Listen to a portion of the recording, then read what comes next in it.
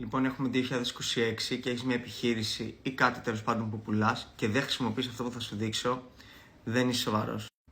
Λοιπόν, απλά ακολούθησέ με. Είσαι εσύ εδώ, το 2026. Αποφάσισες να κάνεις TikTok. Κάνεις ένα βίντεο TikTok που μιλάς για το προϊόν σου και για την επιχείρησή σου. Και πηγαίνεις στα 50.000 views. Τι συμβαίνει αυτόματα λοιπόν? Έρχεσαι εδώ, ο πελάτης πηγαίνει στο ήδη υπάρχον store που έχεις, ένα online ή ένα e-shop, ένα website, οτιδήποτε.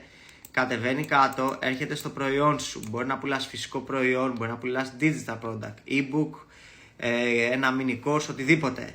Κατεβαίνεις κάτω και μόνο από τα 50.000 views, αν τα 20 άτομα κάνουν checkout και τους πείσεις γιατί πουλάς ένα πολύ ωραίο προϊόν και αγοράσουν ένα προϊόν που κάνει 50 ευρώ, βγάζεις ένα χιλιάρικο.